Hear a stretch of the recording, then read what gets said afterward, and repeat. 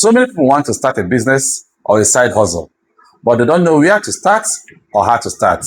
In this video, I'll be taking you through a practical step of how I started my own business and grow it to the level it is today. So whether you're starting off for the first time or you've started before and it failed, this video is for you. Do not scroll. Hi, my name is Desmond Anams. I'm a youth-focused business and success mentor and coach. I guide and mentor youth on how to start and run profitable and successful businesses and to inspire growth mindset in them. So the first thing I did was to identify the business I want to go into. There are a lot of businesses to go into. It could be in importation, it could be in services, it could be in trading, it could be in logistics and waybill, it could be in fashion business, it could be in restaurant and fast food. It could be in an area you have passion for, or in an area you may not have any passion for now, but which you have identified potentials for growth and profitability. In another video, I'll show you how to identify businesses that have higher potentials of profitability so that you can make informed decisions. So after identifying the business I want to go into, the next thing I did was to go and learn about the business. You need to learn about the business you want to go into and acquire skills relevant in that business so that you'll be good at it. There are a lot of businesses that are available, and there are people already doing those businesses. Go and learn from them. Ask questions, a lot of questions. If you have the opportunity, go and understudy somebody. I actually understudied somebody and learn the nitty-gritty of the business.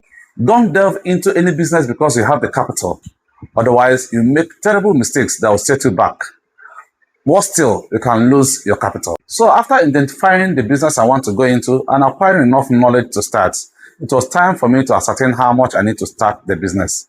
How much do I need to start a business? This is the question I get to hear often when people approach me to know how to start a business.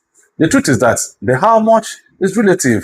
It depends on the business you're going into and the amount at your disposal. Some businesses need as low as 100K to start it, while others may need as much as 10 million or more to start it. Identifying the business you want to go into will give you a fair idea of how much you need to start a business. But learning it, or better still, understanding someone, gave me a better understanding of how much I need to start my business. So after ascertaining how much I need to start my business, it was time for me to decide where to locate my business. Where you locate your business is as important as the business itself.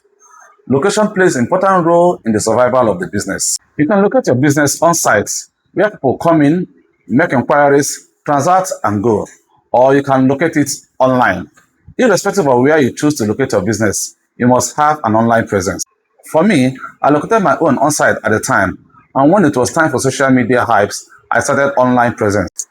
For on-site location, site your business in a strategic location. For example, if you're into toys, school supplies, small drinks for children, site it in an area where there is school. If you are into fashion or boutique, site your business in a busy street or busy junction.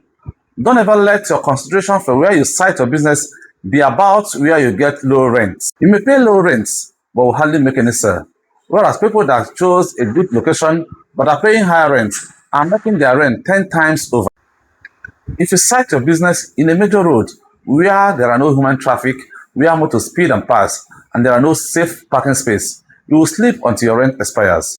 But most importantly, as much as possible, site your business in a cluster of people that sell similar things as yours, because customers like to go to an area where they will see different options. And that is why markets have very high sales. Don't be afraid of competition. Every business in an area has a share of the market there.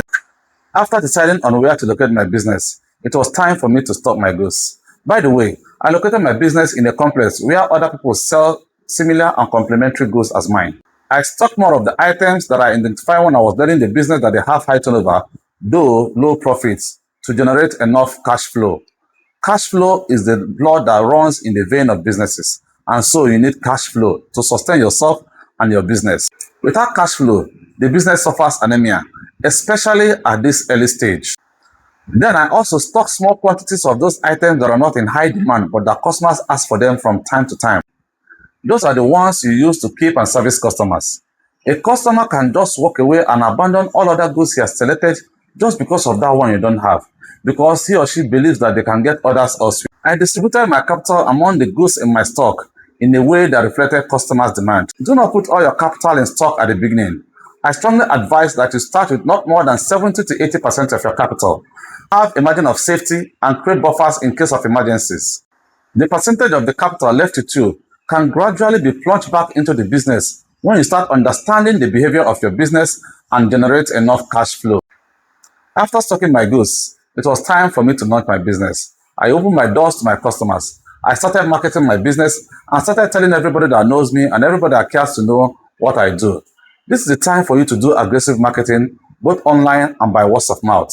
People must know what you do. It was time for me to build alliances. So I started building goodwill with my customers, my suppliers, and my clients. I honored my obligations and paid everybody that was able to extend credit to me. I set up my accounting books, at least my sales book and my expense book, and monitored my numbers to know if I'm taking a loss or I'm making a profit. I plumb back about 80% of my income back into the business, and so should you. Cut down on your expenses and try to stick to your budget. As much as possible, I avoided giving out my goods in credit at that early stage as a plague. But when it's absolutely necessary, I do not give more than 20% of my total stock out in credit, irrespective of how many people I'm giving it to. The cumulative must not be more than 20% of my total stock. And I avoided starting any new relationship with credit because the day you fail to give them, they will take your balance to go and buy elsewhere. I was focused on what I do. I do not want to confuse my customers by going into many industries at the same time. That was not a time to start multiple streams of income. It was a time to concentrate and do what I do and know how to do it very well. When it was time for me to hire staff, I initially hired 2 staff to complement my effort so that I will not burn out trying to do everything by myself. I trained them to know the business and to understand the vision of this business so that they can handle the business when I'm not on set, because I wasn't always around. I was there in the field and in the sites, scanning and hunting for new businesses and new opportunities. I showed up every day and on time too. I recognized the efforts of my staff and devised a means to appreciate them, and that gave them a sense of belonging and ownership. Create a feedback mechanism where possible to see your business from the eyes of the customers. This is important, and appreciate their feedback and be open to new ideas. Finally, I continued to learn new trends in my line of business and adapted to technological disruptions and flowed with the tide. In today's world, AI is changing the game, and if you ignore it, you do it at your own risk. In conclusion, I find a way to rest from time to time by taking vacations so that I won't break down. Success is for those who are holding. If this video has been helpful, let me know in the comment section. And if you have any questions on how to start and grow your business, drop it in the comment section and I'll respond to you. To end this video, for those who may be wondering, what is this business that he's into that he's talking about? I'm into the importation and sale of building finishing products like wall and floor tiles, kitchen appliances,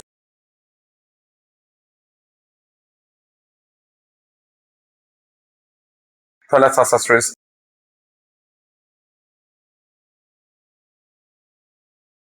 and doors.